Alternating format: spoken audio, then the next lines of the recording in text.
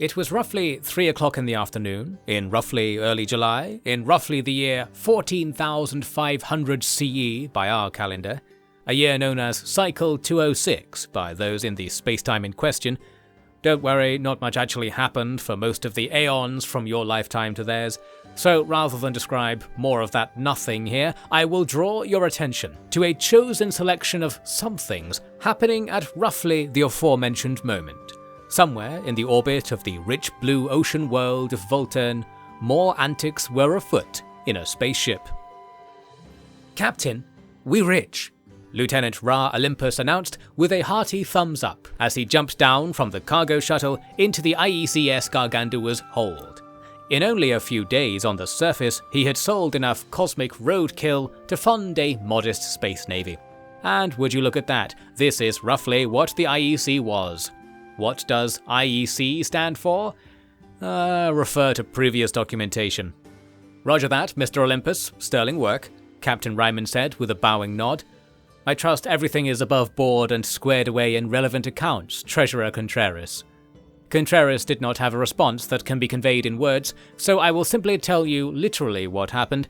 She wispily drifted forwards, almost into Ryman's embrace, and let out a long, hot breath that gusted over his face.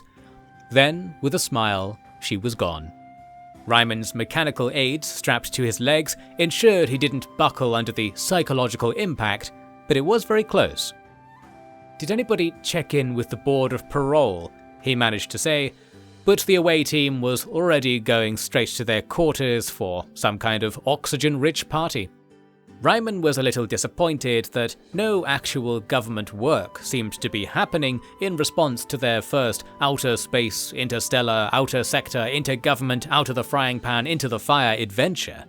He had even spent a day back in Trolempus writing up a nice report on the state of said system, although there is only so much the civilized world can do with information that can be summarized as "they dead," which is pretty much all Ra had passed on to his father in Voltern's ruling authority, the Sindarian Navy. Was it even the IEC's job to submit these reports? Probably not, since there was no money coming their way for it. Salvaging the ruins of the lost colonies of mankind? Now there's a money spinner.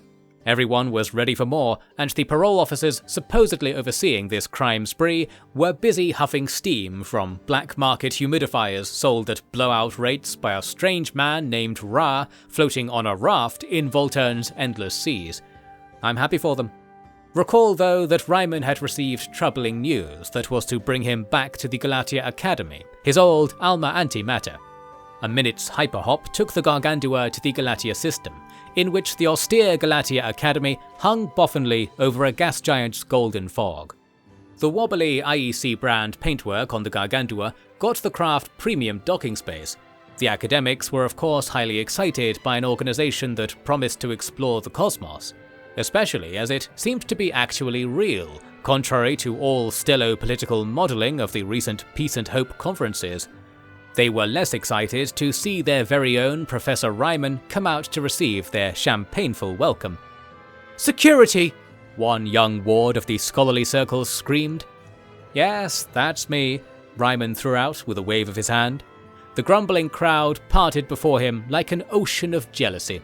Yes, it was probably jealousy. Ex-Professor Ryman had a ship and crew at his back, and an outrageously victorious smile on his face. For a group who take pride in putting things in their proper place, this was a real low blow. Only one man had the bravery, by which I mean a seminar he wanted an excuse not to go to approach Ryman and say what needed to be said. "You're risking your life coming back here, Noah." "With a human shield like you on hand, I feel safer than ever," Ryman said, offering a handshake with his real hand. The recipient was Dr. Sebastian, a lecturer in planetary sciences whose wide physique and pick-me haircut really did make him the best human shield in the whole academy. It's nice to be the best at something, especially in the competitive halls of academia.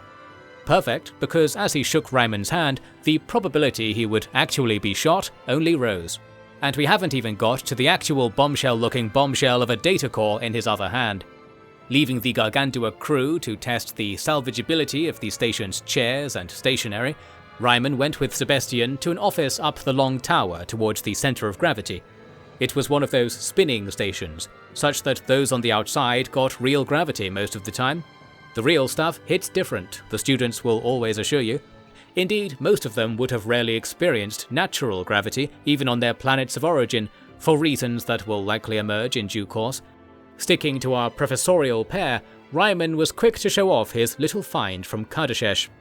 "I hope you're not presenting all this just to relieve yourself of what you did," Sebastian said, once he'd got the long and short of it. "I absolutely am, Sebi, my boy," Ryman said. "And it's part of my new work. You know all about that, I assume?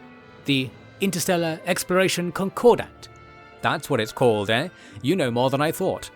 I know they've made a big mistake sending you out to lead it, but the idea itself is so damn good that maybe it balances out. Our whole fleet would be dead as all the stuff we saw out there if it wasn't for me. I'll boast about it later. The point is that the Academy already knows there's more to the abandoned stars than meets the eye scope. To do my job, I need to know whatever the Academy knows. Any secrets about this program of censorious castellans." Beep! There was a loud beep, as if some kind of program was trying to censor what was being said. "That's new," Sebastian said, looking around the gold-trimmed office furniture. "No point hiding it," Ryman shouted at the ceiling. "I found out about the program of censorious castellans." Beep! The beep was loud and annoying. Surely that was enough to dissuade anyone from pursuing this line of investigation. You know what? It actually might have been. However, someone higher up the food chain had the bad idea of confronting Ryman before he had a chance to get flustered and bored enough to go back to selling stolen televisions on the down low, like a good impoverished scientist should. Hence, Ryman was buzzed even deeper into the Academy, up the would-be ivory tower towards the core. Sebastian gave him a nice knowing you smile, but also a something's not right scowl, before the doors to the elevator slurped closed and gravity was tangled up a bit to drop the car up/down/your preferred spatial axis to the right destination. "Professor Dr. Ryman," the woman behind the desk at his destination was quick to say, proving her ability to recognize people she had recently sent to prison. Just one of the many skills that made her an ideal Academy provost. "That's Professor Dr. Pope, Captain, Master of Hyperspace and Beckoner of Bleeps to you, Madam Baird," Ryman said with an annoying bow. Provost Baird spat with incredible velocity right at Ryman's face, but a small panel on his headgear swiveled out to catch the best part of it. "Is this about the students I lost? Because I know for a fact the Academy doesn't really care, don't I?" "The research you wish to pursue is of the utmost sensitivity," Baird said, reloading her mouth with a swirl of the jaw. "If you found this under ordinary circumstances, you would be dead." "Like all the students you let Calicor take?" "No, it would be far more meaningless a death." "Ah, well now I'm scared. Pray tell, what is this extraordinary circumstance that stays your blade this fine day?" "Your concordat, your mission. It's not entirely unrelated." "Many of the Luddic High Bishops are not entirely unrelated, and it's doing their bone structure no favours." "This is no joking matter." "Oh, I understood that it was, given the comical length of time it's taking you to explain why I shouldn't call a hegemony battle fleet down on this station and have you arrested for conspiracy to commit murder. They'd love that." Baird tutted, then took up a cylinder of something on her desk and popped off a lid. The room filled with smoke. Before Ryman could inquire, Baird had pulled him forward so that he was spread across her desk. But don't get too excited. Baird plugged something into Ryman's headset and linked it with her own. "No one can surveil us," she wrote on Ryman's display. "Didn't think you were going to kill me for real," Ryman wrote back. Note that by wrote here, I'm talking about a sort of mind typing that we Luddites from the past don't have a word for. The program of censorious castellans is a hypothesis for the cause of the AI wars, and hence the destruction of wider civilization in this sector, Baird went on. And if we are correct, it will have played out the same way in all sectors. We already know why the AI killed us all. It was those Tritachyon freaks. One of them's my damn treasurer, and I can believe without a doubt she'd order the galaxy wiped out if someone gave her a gold star for her jacket. Congratulations on remembering your introductory history, Professor. It is not that simple. It may even be the case the AI rescued us from a far greater danger. You'd never let me publish a preposterous hypothesis like that. What's this about? Calicor did not tell us enough to know, but I trusted him. That is why you will have to continue his work. What even was his work? I've already got a job I can't describe. I can't have another one. Find the remnants of the AI, gather evidence of their intentions, and do not tell anyone if you actually meet one. You know the consequences. Of course, but do I ask if they were actually killing us all for our own good? The old classic? What are you getting at exactly? I don't have that information at the moment. You don't know. There's no shame in that. Then say it. The smoke is clearing. Right. It's been good, Provost. I will contact you with leads. We are not completely out of options, but we must be above the law in this matter. You appear to be exactly that. Okay, so to review, you don't know what's going on, you need me, you regret firing me, the other professors commit more crimes than me on the daily, and broadly speaking, I'm the only hope to solve a cosmic mystery. Before this gloating was passed into text, Baird had unplugged and swiveled with magnetic impetus back into her seat. With no further words exchanged, Ryman was sent all the way back to the lower concourse. He recalled his officers and relieved the echoing halls of his shambling crew, shepherding everyone back to their ships. "You're covered in smoke," Contreras said once she had approached to her usual too close orbit of Ryman. "What does that even?" Ryman began to say, before noticing his white jacket really had been stained with a foggy grey pattern. "And you were close to another woman," Contreras jabbed. Ryman did not question that she had the ability to detect this fact, and only asked, "Is that a problem?" "Air is less oxygenated in close proximity to respiring bodies, rendering it less effective as fuel for organic life." There's no use in pointing out the irony here, and Ryman knew it. We were talking about you, and about how your Tritachyon employers destroyed the entire sector. Remember that? Contreras froze on the spot. Ryman walked on for a while, then looked back and saw the lieutenant actually crying. He didn't have a way with women at the best of times, although some women had a way with him. He went back and said sorry, but Contreras stormed off. Well, I should tell you that what Ryman was accusing her of was actually true. She worked for Tritachyon, the biggest company in the sector, and specialists in machine intelligence. They controlled a decent number of planets outright and had their fingers in all the others. More importantly, they had designed the AI battle fleets that once served to keep Perseus free and safe in the dark days of invasion and death following the collapse. Remember that AI war thing I've mentioned a few times? Short version is that things didn't go very well, and Tritachyon had earned a reputation as harbingers of the apocalypse. It seemed that at least one of them didn't like to be reminded of this. Then again, Contreras was technically a prisoner, like the rest of the IEC higher-ups, so perhaps we shouldn't assume she was in lockstep with the corporate line. For now, Ryman would have to be content knowing that he had deeply offended the only person who cared enough to notice his clothes changing colour. All par for the course as far as his life tended to go, and there was more important stuff to attend to, apparently. He was now in league with his old employer, conspiring to investigate this deadly AI menace, on the off chance it was actually all some big misunderstanding. Or at least that's how his new directive seemed to the others, and Ryman was too nonplussed to answer any of their questions. On the bridge of the Gargantua, a sliver of information awaited them all, extracted from the very data core Ryman had been relieved of amid the smoke of scholastic exchange. It concerned Trolempus, and revealed something more important than the ruins they had stumbled on thus far.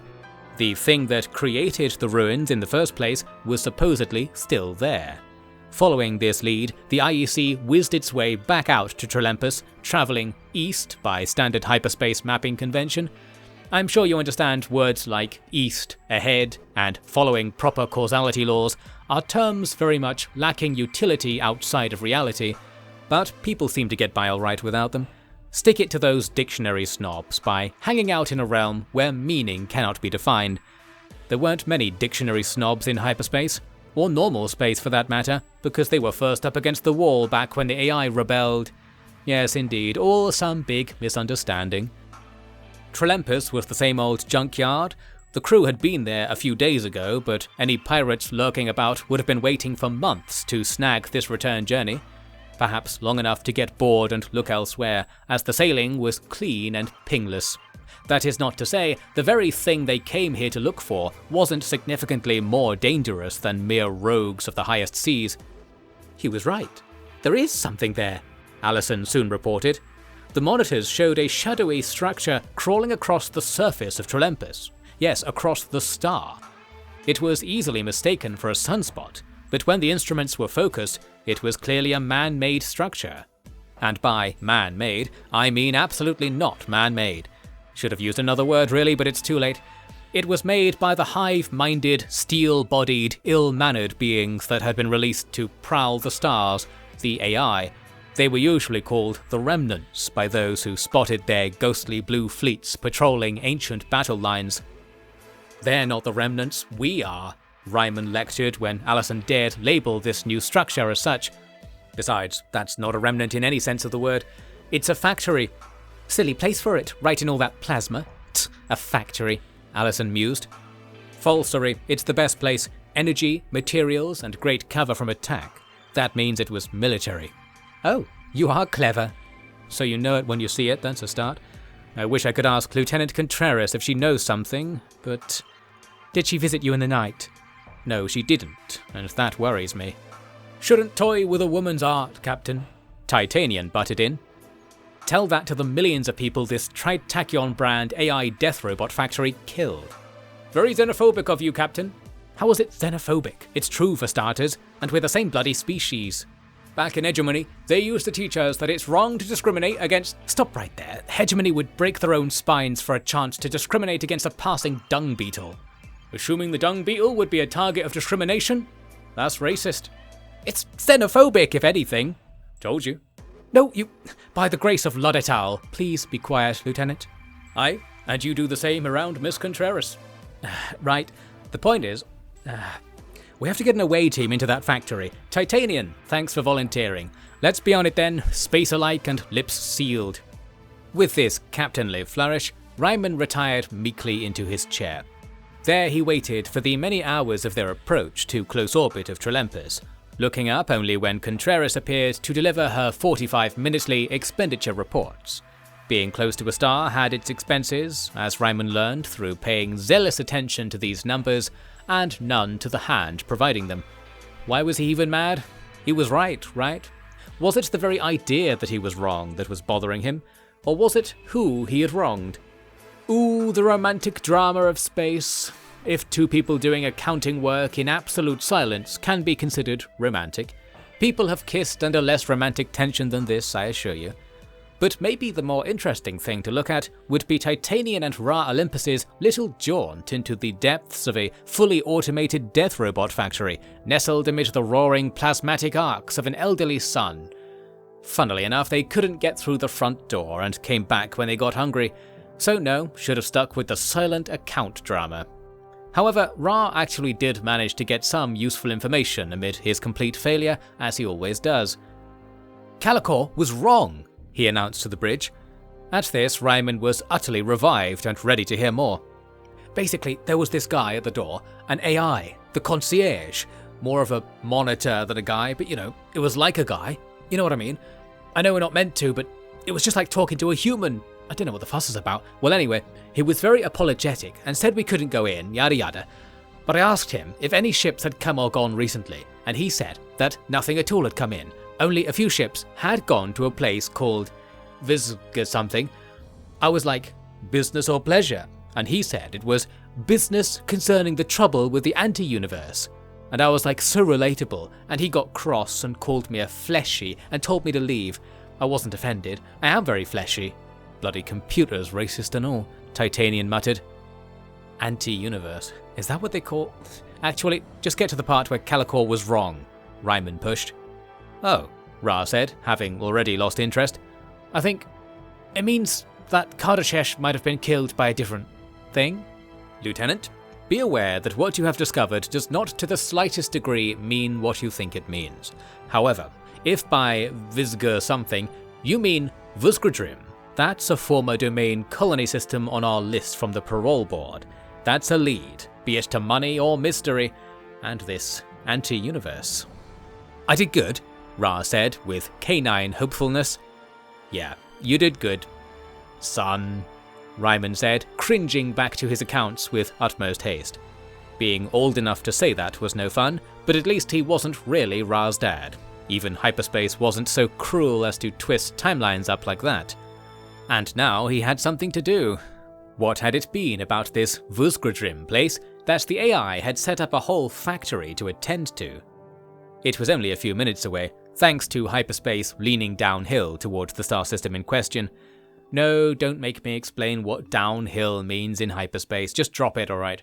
Factoring in the boring sublight travel time, one long weekend later, the IEC flotilla was bathing in the photo-friendly uniform glow of a young white dwarf star. Like at Trelempus, huge hot asteroid belts indicated that many planets had once been here, perhaps torn apart by the fluctuating gravity that comes with white dwarfs, or indeed by the death robots once sent here by a racist concierge. Oh, surely not this place as well. There can't be that many birds in space, Allison complained when the Demidar screen popped and pinged all over the place. More wreckage? Ryman asked. I mean, it's very small wreckage, and it's flying around. Engines are burning. Oh, it's because they're turning to face us. Lieutenant Titanian, flux shields online, if you please. They're accelerating. They're setting an intercept course. There's hundreds of them. Thousands. Oh, they're all over this system, Allison said, mixing the pleasing feeling of being useful to your crew with the panicking feeling of being set upon by thousands of unknown entities in the depths of space. We've all been there. Brace for impact, Ryman called out, selecting something to say from his list of captainly phrases and hoping for the best, like most officers of the era were trained to do. You want us to remain braced for the whole 12 hours, sir? Titanian asked with a mocking smile. Indeed, Ryman soon noticed that the many dots coming towards them were going to take a while to show up. One forgets that space is very big when you study the comparatively tiny realm of hyperspace, so the whole "we're under attack" vibe quickly became an "it's going to rain tomorrow" sort of vibe. The time provided ample opportunity to analyze the signals and work out what those things were. Were they a threat? Were they worth money? Did the money outweigh the threat? Did the insured value of the fleet and crew outweigh the money? Could the threat be classified as a claimable source of damage under the current insurance package? And what was the password on the insurance account again? All these questions were to be answered by Chief Science Officer Allison Olympus, which is a lot like saying they were never to be answered. However, trusty Titanian happened to have seen these sorts of Demidar signals in his prior career with the Hegemony fleet. It's a time torpedo, he declared. And how much of a problem is that? Ryman asked. Depends if you're a robot in disguise or not, Titanian smiled. Those things, they mess with your clock, and if you're a silly Billy, that's what we call them robots, then getting your clock messed with makes you go AWOL. You can scrap a whole lot of silly Billies with a good hit. Thing is, I don't think anyone knows how these buggering things work anymore. Which buggering thing is that? Ryman pressed. The taut time does. We only saw them in places where there'd been fights. The ones with engine failure get stuck in orbit and come up on the DAR. We'd take them down places we thought might be harboring silly Billies and set them off. Time explosion the size of a planet at least. Oh, don't do the clocks no good. But if there's any mischief on the AI front, it'll have things squared away sure as Aerith's turned to ash. So we've got a star system the AI was trying to kill, and weapons designed to kill the AI flying right at us to this very day. That means the AI didn't win. Scan all frequencies for comm signals, Ryman ordered Allison. This she actually did know how to do, since it's the only way to listen to 3 Perseus FM Gareth and Azold's top of the semi-cycle summertime blast wave, where they play only the best of the 80s, 90s and today. Cycle 180s, I mean. Anyway, you might also pick up signals from the lost colony of the old human empire if all these anti-AI measures had done their job. Unfortunately, all she could pick up was the encrypted transmissions bouncing around between the torpedoes, which were almost certainly targeting pulses informing the predators of new prey. There was only one signal among this back and forth that stood out.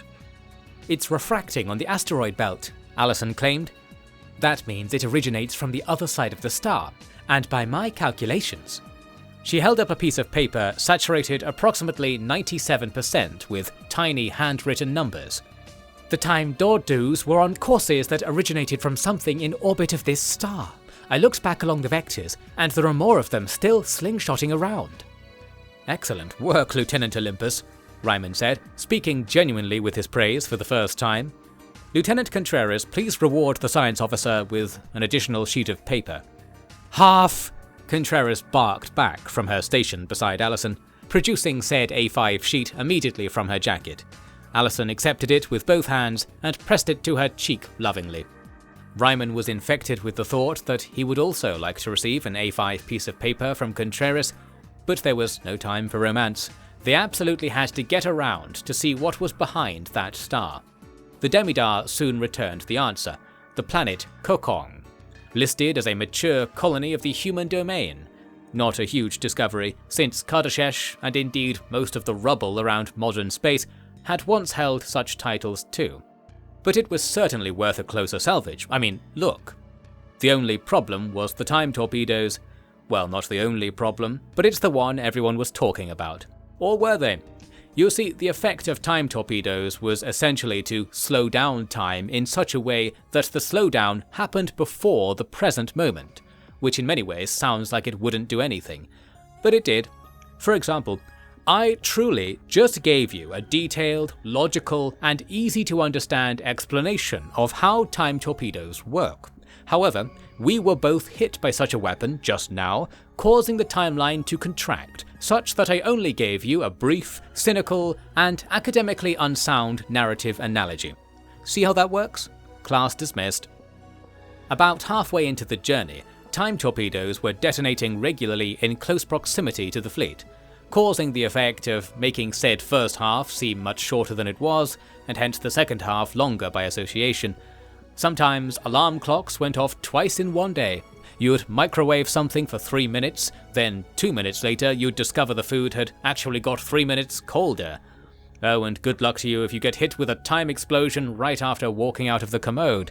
The laundry expenses had Contreras in a state of what can only be described as arachnid vigilance. But it was all worth it. How didn't we know about this? Ryman said, moving his head-mounted gizmos aside with quick swipes. Contreras placed her tripod on the floor in front of her, then sat cross-legged. This conflicts with our records, she quietly stated. Allison, Ryman prodded. What a beautiful planet, Allison said, hands gesturing at the big monitor, and smile saying, I painted this all by myself. Yet this was the real deal. A round, blue-green world, terraformed, perched right in the narrow habitable zone of the white dwarf Vosgridim. Proof of what the original inventors of Hope had believed all along, that the retreat/defeat of humanity had left behind still living worlds. This was the planet Kokong, hot and humid, just how life liked it. We have to report this, scan for signals and everything, Ryman blurted out. He couldn't really believe that this mission had actually discovered something important. There's a lot you can do with an entire extra planet to go around. A lot of things you can charge good money for. Nothing at all. But there are still satellites in orbit, and a big one, Allison said. That's where those tiny doodahs are coming from. It's domain tech, Titanian said. Automated. Not intelligent, mind you. All legal and above board. Not that I mind AI and the like, I suppose. That final remark was added in response to a forceful glare from Contreras, who was still happily sat on the floor, glowing blue and green in the light of the increasingly large planetary image on the main screen. We have to get closer. If we can get some actual data on a habitable world, we'll be... Great ammunition at the next parole hearing, isn't it? Ryman said. And we might save humanity, Allison offered. That's a risk I'm willing to take, Ryman quipped, but before any further captaining could take place, Contreras gripped his legs together with both arms.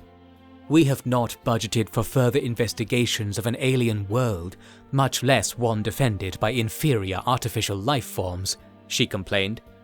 Then that is your mistake, Lieutenant, because doing exactly that happens to be the only known purpose of this organization, Ryman said. I thought it was just a space prison, Titanian noted. I thought we were supposed to be making new friends, Allison moaned. I thought this ship would have torpedoes on it, Ra's voice said, from wherever on the ship that scallywag was hanging out these days. And I thought I'd make some money off this, Ryman added. We cannot afford to outmaneuver the hostile ordnance in this system, Contreras insisted with a shake of Ryman's legs. Swaying side to side like a mighty pine in a storm, he said, I never said we need to outmaneuver them. On the contrary, Lieutenant. At this, the vice grip loosened and he slipped free. He offered Contreras a hand up, which she refused, instead gripping onto Ryman's belt strap to pull herself up into his very immediate proximity. I'm listening, she said into his nose. If we get nudged by enough of the time fields on this journey, our supply situation will reflect the fact that we only travelled a short distance. Then we can go in and take all the readings we need for the IEC at full burn, transmit the data before we get hit, and time thinks we never gathered it, and then get blown up a load on the way out to make the fuel forget it was burned some more. I dare say that we'll end up with more money than we started if we play our cards right. Contreras was skeptical. Since that goes without saying, I will also use the word very. She was very skeptical. As skeptical as she was familiar with Ryman's nostril hairs. Very familiar. After all, even her advanced 15th millennium accounting software didn't have a column for losses adjusted due to time explosions. To be fair, it probably should have, but Tritechyon had been forced by law to make their programs relatively dumb, just in case a very meticulously crafted spreadsheet became self-aware and started blowing up planets again. Stranger and very similar things have happened. However, despite Ryman saying things that were almost certainly untrue, perhaps somewhere deep down inside, Contreras really was a little bit interested in the prospect of a fresh world for humankind to merrily ruin. And I think Ryman suspected as much too. So, after their moment of meeting almost literally eye to eye, an agreement was reached. The IEC was going to do the thing they were 65% sure was what they were being paid to do. Oh, but don't tell the crew the officers were getting paid. Through all the doubt, cynicism, and potential brain damage caused by repeated exposure to time explosions, this was a turning point for the sector. The long-held rumour that many wonderful places still awaited rediscovery in the abandoned systems was true, and the equally long-held rumour that coming out here was extremely dangerous, expensive, and usually in violation of intersector law was also true. Now, the twice-arrested, once-tenured professor sitting in that whiskey-soaked burgundy captain's throne was expected, by someone or other, to take these revelations and mush them together into something that looked like peace and hope. Where to start? Like any good arts and crafts project, it starts by using time travel to launder cash you made selling illegal goods on the black market, and it ends with the salvation of the universe. Still, quite a few missing details on what's going to happen in the middle there. Oh, our heroes will work it out, I'm sure. As they were going home, a message flashing on the comm panel invited them to do just that, as the next lead in their cosmic quest emerges.